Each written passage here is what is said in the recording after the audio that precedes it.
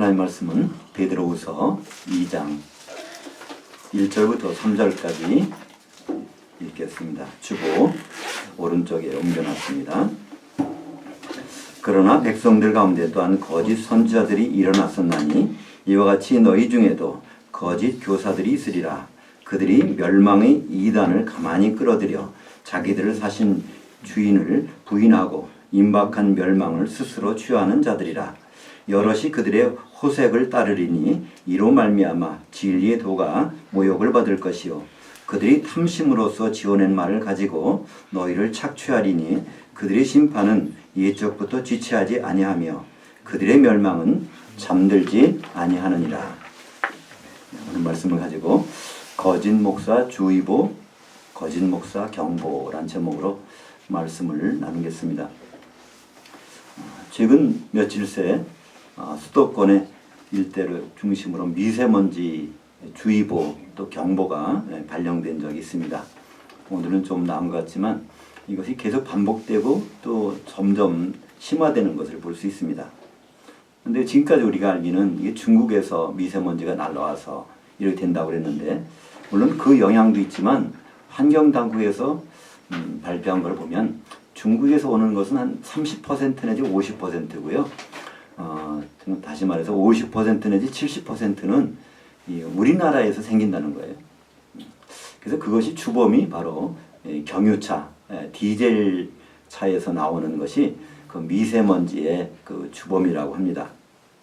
사실 얼마 전에 신문에 보니까 이 미세먼지가 우리 인체에 영향을 보니까 굉장히 아주 치명적이더라고요. 미세먼지는 호흡기를 통해 들어가서 혈관에 들어가서 또 혈관의 모든 그 혈액을 그러니까 뭉치게 만들고 그러니까 혈액이 문제가 생기니까 모든 병의 원인이 되는 그런 내용들을 아주 심각한 내용들을 읽은 적이 있습니다.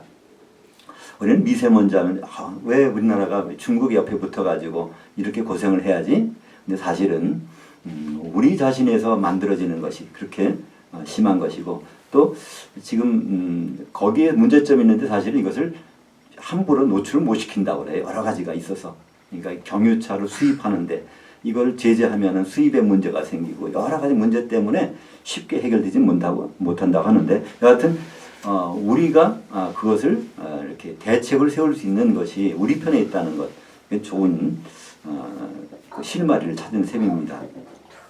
이 미세먼지처럼 눈에 안 보이는 것 근데 우리 가운데 영적으로 엄청난 그 치명적인 존재가 이렇게 치명적인 일을 벌이는 그런 일이 벌어지는데 그것이 바로 성경에서는 그것을 거짓 목사들이라고 말씀하고 있습니다. 이 거짓 목사라는 단어가 사실은 성경에는 없지만 거짓 선지자라는 단어로 우리에게 다가오고 있죠. 목사는 보통 목숨을 걸고 하나님께 받은 양들을 잘 먹이는 사람이고 또 목사는 먹고 살기 위해서 하나님을 이용해서 양들을 잡아먹는 사람들이다라는 그런 말들이 있더라고요. 근데 사실은 이 목사에 해당하는 단어가 성경 용어로 거짓 선지자들입니다. 이 선지자라고 하는 그 말의 원뜻은요 헬라어로 프로페테스라고 합니다. 이 프로라는 것은 밖으로 안에 있는 걸 밖으로 끄집어낸다는 뜻이고요. 이 페테스라고 하는 것은 이게 밝혀 드러나게 하는 사람이라는 뜻입니다. 그러니까 요즘에 그 페테스에 나오는 것이 우리가 이제 포토라는 단어가 여기서 나온 것이죠. 그러니까 안 보이는 것을 드러나게 하는 것. 예를 들어서 우리 속에 폐에 문제가 있다면 엑스레이를 찍어보면요. 그것이 딱 드러나, 왼쪽 폐가 오른쪽 폐가 문제가 있다. 이거 드러나는 것처럼 이 프로페테스라는 것은 속에 있는 것을 끄집어내서 사람들에게 보여준다는 그런 사람을 프로페테스라고 합니다. 그렇기 때문에 이 선지자라고 하는 사람은 하나님의 속마음을 드러내서 사람들에게 알 수 있도록 구체적으로 보여주는 그런 사람이라는 것이죠. 오늘 본문에 보면 1절에서 거짓 선지자들이 많이 일어났었는데 구약의 이스라엘 백성들에게 거짓 선지자들이 일어났었는데 신약시대에서는 바로 이 거짓 교사들 우리말 성경에서는 선생이라고 번역됐지만 원래 교사라는 뜻이죠. 이 교사는 에베소서 4장 11절에 보면 교회에 선물들 주셨는데 사도, 선지자, 복음전도자, 그다음에 목사와 교사라고 되어 있는데요. 사실은 헬라어 그 문법에 의하면 마지막에 목사는 교사다 그런 뜻입니다. 오중직이 있는 것이 아니라 바로 네 가지가 있는데 목사를 특별히 교사인 목사라고 이렇게 말씀하고 있죠. 그러니까 우리 교회에서 목사님들이 굉장히 비중이 크고 중요하지 않습니까? 근데 성경에는 목사라는 단어가 딱 한 번밖에 없단 말이에요. 에베소서 5장 4장 11절에. 그 이유는 다 교사로서 이렇게 뒤에 설명이 나왔기 때문에 목사라는 단어를 거의 볼 수가 없죠. 다시 말해서 이 거짓 선지자와 거짓 목사는 동격으로 베드로후서에서는 사용됐다고 볼 수가 있습니다. 그러니까 이 목사라고 하면 지금은 하나님의 주신 이 신약 성경을 통해서 이 성경에 있는 것을 하나님의 마음을 알아가지고 그것을 바로 성도들에게 보여주는 분들, 그분들이 바로 이 목사인 것이죠. 근데 문제는 교회에 참 목사님들만 계신 것이 아니라 거짓 목사님들이 계시다는 데 문제가 있습니다. 근데 이것은 우연이 된 것이 아니라 예수님 당시에서도 이미 그를 말씀하셨다는 거예요.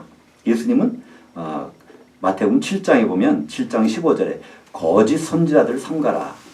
바로 그들은 양의 탈을 쓰고 있지만 속에는 일이라고 이렇게 말씀하고 있습니다. 그러니까 예수님 당시에도 그런 사람들이 있었다는 거죠. 그럼 우리가 보면 하나의 조심하라는 얘기예요. 주의보가 내린 거예요. 거짓 목사들의 주의보가 예수님 당시부터 이렇게 내려졌다는 걸 볼 수 있습니다. 근데 마태복음 24장에 가보면요. 거기는 이제 마지막 때 많은 거짓 선지자들이 나타나는데 그들이 하는 일에 대해서 구체적으로 말씀하고 있습니다. 마지막 때 가면 거짓 목사 주의보가 아니라 거짓 목사 경보가 내려질 거라는 것을 예수님이 직접 마태복음을 통해서도 말씀하고 있다는 것이죠. 그렇다면 이 거짓 선지자, 거짓 목사들은 도대체 뭘 하는 사람인가? 베드로는 오늘 베드로후서 2장 우리가 읽은 본문을 통해서 세 가지를 말씀하고 있습니다. 맨 첫 번째는 멸망케 하는 이단을 끌어들여서 그것을 바로 사람들에게 호도한다는 것입니다. 자기 주인도 몰라보고 여기서는 우리말 번역에 주라고 되어 있는데 원래는 주라고 하는 큐리오스가 아니고요. 여긴 주인이라는 뜻입니다. 그러니까 이 우리 목사님들의 주인은 사실 목자장이신 예수님이시죠. 근데 예수님을 무시하고 멸망케 한다는 이단을 끌어들인다는 것입니다. 이때 멸망이라는 아폴레이아라는 단어는 우리를 지옥 보낸다는 뜻이 아닙니다. 거짓 목사님들이 우리를 지옥 보낸다는 뜻이 아니라 이것은 파괴한다는 것입니다. 우리가 주님 안에서 얼마나 큰 복을 받았습니까? 행복을 받았고 무엇보다도 우리는요 하나님 안에서 자유함 있잖아요. 근데 자유함을 오히려 그걸 파괴시킨다는 거예요. 그러니까 우리가 할 수 있는 많은 것들을 오히려 구약의 율법의 테두리나 묶어놓고 나서 거기서 벗어나면 이것이 성령 해방죄에 걸린다. 뭐 여러 가지 해서 사람들이 굉장히 두려움이 떨게 만드는 것. 그러니까 거짓 목사의 첫 번째 하고 있는 일은요. 바로 성도들이 주님 안에서 자유롭게 하는 것이 아니라 주님 안에서 억압을 당하고 오히려 두려워하고 그것 때문에 마지못해서 하는 그런 것을 오늘 멸망케 하는 이단, 멸망의 이단이라는 단어로 사용하고 있습니다. 두 번째는 바로 거짓 목사들은 호색을 좋아한다고 합니다. 이 호색이라는 단어는요. 2장 7절에도 나오는데 2장 7절에는 음란이라고 표현하고 있습니다. 이 아셀게이아라는 헬라어로 쓰는데요. 이 아셀게이아는 셀게이아라는 것은요. 어떤 질서에 따라서 거기에 고정돼서 질서를 존중하는 것인데 거기에 아가 붙으면은 그것이 아니다라는 뜻이죠. 그래서 하나님 주신 질서 안에서 어떤 그 즐거움을 택하는 것이 아니라 하나님 밖에서 그걸 찾는 것이죠. 그래서 2장 베드로후서 2장 7절에 보면 그 똑같은 단어를 음란이라고 번역하면서 그거의 대상을 소돔 사람들을 예를 들어서 말씀하고 있습니다. 소돔 사람들이 어떤 사람들이죠? 아브라함의 찾아왔던 천사들이 거기 가서 소돔의 성에 갔더니 그 사람 내놓으라는 겁니다. 그죠? 우리가 이 사람들과 관계를 갖겠다는 거예요. 그 남자들인데 그 사람들도 천사가 남자의 모습을 갔으니까 남자와 남자의 어떤 성관계를 갖고 싶다고 하는 것입니다. 지금도 동성연애자들을 영어 단어로는 소도미스트라고 그러죠. 소돔 사람들. 이것은 남자가 남자를 좋아해서 문제가 되는 것이 아니라 하나님의 거룩한 질서 바깥에서 뭐를 기쁨을 추구하려고 하는 것이죠. 거짓 목사님들은요 그렇게 한다는 것입니다. 하나님 주신 성경의 진리가 있는데 그걸 벗어나서 다른 걸 추구하게 한다는 것이죠. 가장 대표적인 것이 기복신앙인 것입니다. 하나님께 이렇게 많이 바치면은 거기서 하나님께 많은 걸 얻을 수 있다. 이 세상이 목적이 돼서 주님은 분명히 말씀하셨죠. 내가 속히오리라. 내가 속히오리라. 진실로 속히오리라. 성경의 마지막 결론은 요한계시록인데 요한계시록 22장의 7절과 12절과 20절에서 주님은 속히오리라는 걸 말씀하시고 성경을 마감하셨습니다. 우리가 주님 예수를 믿는 목적이 뭘까요? 예수를 믿는 목적은요 바로 주님 오셔서부터 펼쳐지는 그 아름다운 세상에 거기 소망을 두고 이 세상은 그걸 준비하는 것으로 우리는 우리 소망을 삼아야 되는데 많은 목사님들은 거짓 목사님들은요 그렇지 않다는 거예요. 이 세상에서 우리 건강해야 되고 이 세상에서 잘 먹어야 되고 이 세상에서 출세해야 되고 모든 것이 이 세상에 초점을 맞추게 하는 것 그것이 바로 아셀게이야. 그것이 바로 호색이 아니고 뭐겠습니까? 호색, 색을 좋아한다는 건데요. 아니 이 세상 것, 하나님 것을 좋아하는 것이 아니라 이 세상의 질서와 이 세상의 복을 추구하게 만드는 그런 일들을 거짓 선지자들, 거짓 목사님들을 하고 있다는 것입니다.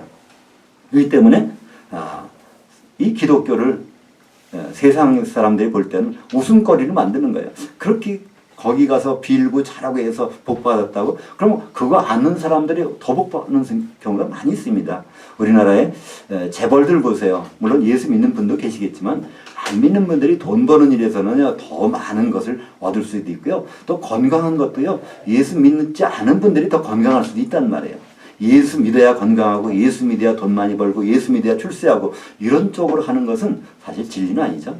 하나님이 사용하기 위해서 그런 길을 열어주실 수 있습니다. 그러나 하나님 사용하는 도구로 사용될 때. 그러나 하나님 밖에서 그런 것이 복을 내린다면 그건 사실 저주가 아닐까요? 누가복음 16장에 보면 두 사람의 경우가 나오지 않습니까? 부자와 거지 나사로. 그 사람들은 같이 살았어요. 한 집에 살았는데 그들이 나중에 사후 운명을 보면 전혀 다른 길로 간 것을 볼 수 있습니다. 만약에 그 부자한테서 정말로 이 인생의 길에서 하나의 브레이크만 걸렸다면 조금 달라졌을 거 아닙니까? 근데 그 부자는요, 자색 옷을 입고 고운 베옷을 입고 그리고 날마다 잔치를 벌였다는 거예요. 그 얘기는 무슨 말일까요? 그 사람은 부자고 고운 베옷을 입었다는 거지 옷을 두 벌 입으니까 부자고 자색 옷은 이게 높은 지위에 올랐다는 거 아닙니까? 근데 그 사람은 또 건강했습니다. 날마다 잔치를 벌였다고 생각해 보세요. 얼마나 건강하지 않냐면요. 큰일 치르고 나시면 아주 힘들잖아요. 특히 여자분들은 더 힘들죠. 큰일 한번 치르고 나면. 근데 그 남자는요. 그 부자는 날마다 죽을 때까지 잔치를 벌릴 정도니까 얼마나 건강인지 몰라요. 결국은 이 세상에서 블레이크가 한 번 안 걸리니까 나중에 죽어서 음부에 가는 수밖에 없었습니다. 반대로 나사로 같은 사람은 어떻습니까? 그는 거지였어요. 그 재산이 없는 거죠. 그다음 병들었지 않습니까? 이 피부가 다 헐어가지고 이거를 어떻게 개가 와서 흘렀는데 이거 쫓을 힘도 없는 거예요. 그러니까 이 세상에서 볼 때는 가장 아주 원치 않는 삶을 사는 것이 바로 이 나사로였지만 그러나 그 사람은 구원받은 사람입니다. 그걸 어떻게 알 수 있을까요? 죽었을 때 천사가 와서 데려갔다고 되어 있습니다. 히브리서 1장 14절에 보면 모든 천사들은 하나님께서 부리시는 영들로서 구원받을 상속자를 위하여 도우라고 보내주신 것이 아니냐. 부자가 죽었을 때는 천사가 안 나타났어요. 그러나 이 나사로가 죽을 때는 바로 천사가 동원이 돼서 간 걸 보면 그는 구원받은 상속자라는 것을 우리는 알 수 있습니다. 바로 그 나사로는 우리가 보기엔 굉장히 불쌍한 사람 같지만은요, 그 나사로는 얼굴빛부터가 달랐을 것 같아요. 그 부잣집에 문턱에 앉아서 거지 노릇을 하고 있지만 아마 그 집에 드나든 사람이 그 남자를 보면은, 거지를 보면, 나사로를 보면 놀랬을 것 같아요. 저 사람은 병들고 거지고 근데 어떻게 얼굴빛이 저렇게 저런 모습이 있을까? 구원받았으니까, 그죠? 그러니까 지금 현실을 보는 것이 아니라 이 다음에 올 것을 더 깨닫게 하기 위해서 하나님이 나에게 이런 것을 허락하셨을까? 아마 여러 가지 생각 중에서 그런 생각을 갖는 것은 구원받은 사람들의 당연한 일 아닐까요? 셋째로 이 거짓 목사들은 욕심이 많다고 말씀하고 있습니다. 오늘 3절에 보니까 그들이 탐심으로써 지어낸 말을 가지고 너희를 착취하리니. 여기서 원래 단어는요, 장사 미천을 삼는다는 단어입니다. 장사한다는 거예요. 쉽게 말해서 이 거짓 목사님들은 이 성도들 놓고서 거기에서 경제적인 어떤 물질적인 이득을 취하려면 거기에 모든 생각이 집중되어 있다는 거 말씀하고 있습니다. 그래서 우리가 하나님 앞에 나올 때 우리 헌금도 드리고 기도도 하고 찬송 드리고 예배로 하나님께 모든 걸 바치는 걸 우리는 합니다. 그거 좋은 일이죠. 그러나 그것이 방향이 틀리다면요, 이렇게 많이 바쳐야 그래야 복을 받는다, 이런 식으로 한다면 이건 좀 잘못된 일 아닐까요? 우리가 하나님께 뭐를 드려서 하나님 만족시킬 수 있겠습니까? 구약 때는 많은 제사를 통해서, 제물을 통해서 매일매일 하나님께 만족을 시켜드렸어요. 그러나 그것이 부족하니까 예수님 오셔서 그분은 단번에 바로 제물로 하나님께 드려지셨고, 하나님께서 그걸 향기로운 제물로 받으셨다고 말씀하고 있습니다. 지금 우리가 어떤 헌금을 드려서 하나님께 만족시킬 수 있겠습니까? 바로 우리는 예수님보다 더 귀한 헌물은 없잖아요. 우리가 지금 이렇게 모여서 예배 드리는 것도 로마서 12장 1절의 말씀처럼 너희 몸들을 하나님이 기뻐하시는 거룩한 한 산 제물로 만들어 하나님께 드리라. 그러면 그것이 바로 하나님께 합당한 예배니라.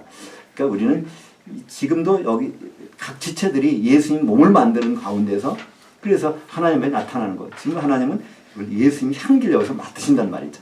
하나님은 이걸 원하시는 것이죠. 거기에서 우리는 정말 내게 있는 것을 내서 우리 형제들을 어려운 것을 도와주고 그 모든 관계에서 하나 되기 위한 노력들이 하나님께서는 기뻐 받으시는 것이죠. 우리가 헌금을 한다고 해서 그 헌금이 하나님은 안 가져가시잖아요. 결국 누가 씁니까? 우리들이 쓴다는 말이죠. 그죠? 우리들이 서로 약한 자들을 이렇게 강하게 또 필요한 것에 우리를 세우는데, 우리가 세상 사람들이 볼 때 저분들은 보면 정말 예수님이 향기가 나는 것 같아.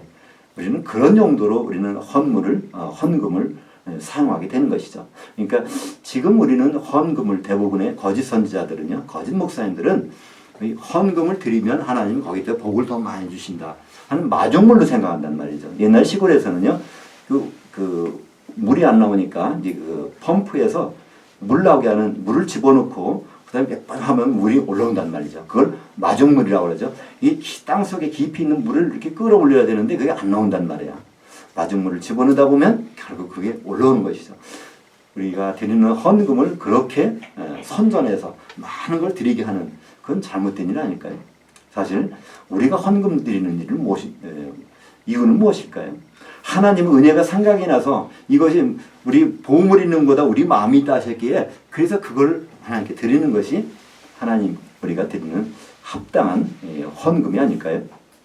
사실 신약 성경에서는요, 헌금이란 대신에 연보라는 단어가 나옵니다. 우리는 지금도 여기 헌금함이라고 만들어놨지만 사실은 제가 좀 마음이 편하지는 않습니다. 연보함이라는 것이 더 성경적인 말인 것 같아요. 연보라는 뜻은요, 버릴 연자, 그다음에 보충할 보자죠. 그러니까 우리에 있는 것을 각 사람 조금씩 버려서 그것에 부족한 형제들을 도와서 우리가 한 몸을 이루는데 지장이 없도록 만드는, 그것이 바로 연보였고, 바울은 그것 때문에 연보를 거두러 다녔습니다. 그래서 예루살렘에 있는 성도들을 도와주기 위해서. 예루살렘 성도들이 왜 가난했을까요? 그때 가뭄이 들어서요? 착취당해서요? 그렇지 않거든요. 그때 가난한 이유가 있었습니다. 초대교회에서 예루살렘 성도들은 굉장히 가난했어요. 왜냐하면 예수 믿는다 그러면 그 추례를 당하면요, 이건 거래가 안 되는 거고 직장도 얻을 수 없는 거예요. 그러니까 예수 믿는 그것 때문에 그들은 굉장히 궁핍한 생활을 살았단 말이죠. 바울은 유럽에 다니면서 연보를 각출해가지고 그것을 예루살렘에 가서 가난한 사람들 구제한 것이 아니라 보면 예루살렘은 성도들에게 나눠졌다는 것입니다. 교회의 몸을 이루는데 연보가 사용되는 것을 볼 수 있습니다. 아브라함이 11절 바칠 때 바로 멜기세덱에게 바칩니다. 창세기 14장에 보면 정말 승승장구해서 조카 롯을 데리고 옵니다. 구해오는 거예요. 그게 보통 전쟁이 아니잖아요. 다섯 나라 연합군을 한데 자기 집에서 기른 장정들 318명을 데리고 가서 전쟁을 해서 그들을 구해오는 것이죠. 사실 상대가 안 되잖아요.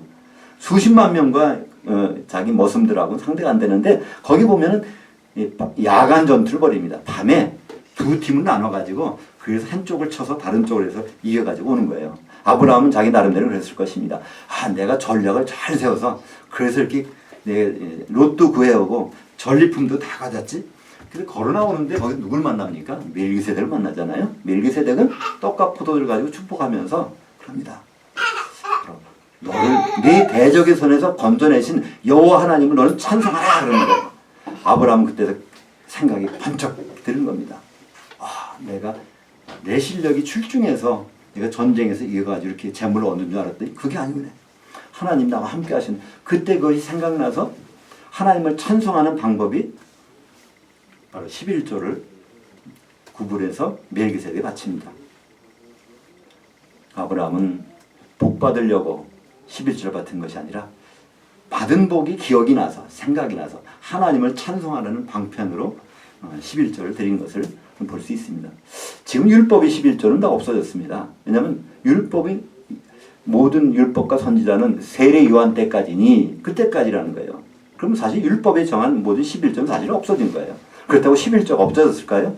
아닙니다. 율법 이전부터 있던 11조가 있다는 말이에요. 우리 11조는 사실 바로 우리의 그 하나님이 주신 은혜, 우리가 잊어버렸던 것이 생각날 때마다 우리는 11조를 반드시 드려야 됩니다.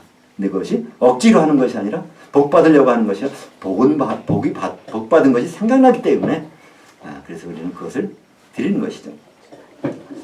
우리에게 있는 이 많은 하나님 주시는 은혜와 기회들을 이 거짓 선지자들은 다 자기 욕심 때문에 그것을 다른 길로 인도하게 된다는 것을 오늘 베드로후서에서 우리에게 말씀하고 있습니다. 이와 같이 거짓 목사님들에 대한 주의보는 예수님 당시에 벌써 나타났습니다. 마태복음 7장 15절에 보면 거짓 선지자들을 삼가라. 양의 옷을 입고 너에게 나오나 속에는 노략질하는 일이라. 그러니까 우리는 왜 이런 목사님들이 거짓 목사님들이 이 세상에 나타날까? 아니요. 벌써 2000년 전부터 그런 일들이 벌어진다는 것을 예수님이 이미 주의보로 먼저 말씀하셨다는 거예요. 미세먼지가 있을 것이다. 지금 미세먼지가 있는 것처럼 그런 일이 있을 주의보를 먼저 말씀하셨습니다. 근데 이것이 시간이 지나면 바뀌게 된다는 것입니다.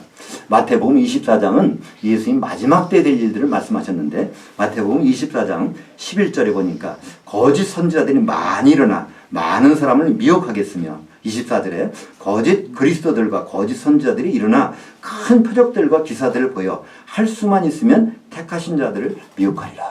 그러니까 마지막 때는요. 그냥이 아니라 표적과 기사가 나타난다는 거예요. 귀신 쫓고 병 고치고 하는 모든 일들이 나타나는데 그것이 하나님 영광을 위해서 사용되는 것이 아니라 바로 자기들의 이익을 위해서 사용되는 그런 일들이 거짓 선지자를 통해서 나타난다는 것입니다. 성경은 성도들이 목사를 맹목적으로 따르라고 하지 않습니다. 왜냐하면 맹인이 맹인을 인도하면 둘 다 구덩이에 빠진다. 이건 예수님이 예견하고서 말씀하시는 거예요. 누가 분명히 서로가 인도를 받을 텐데 그 인도하는 사람이 말씀을 가르치는 사람이 맹이면 그러면 그 따라가는 사람들 같이 구덩이에 빠진다는 거예요. 그 날 때부터 맹인된 자가 있었습니다. 요한복음 9장인가요? 근데 이 사람이 왜 이렇게 맹인됐습니까? 이 사람 죄입니까? 부모 죄입니까? 아니라는 거예요. 바로 이 사람을 통해서 하나님의 일을 나타내려고 한다는 겁니다. 그 일이 뭐였습니까? 그 일을 통해서 바리새인들한테 말씀한 거죠. 너희들은 본다고 하니까 맹인이라는 거예요. 그죠?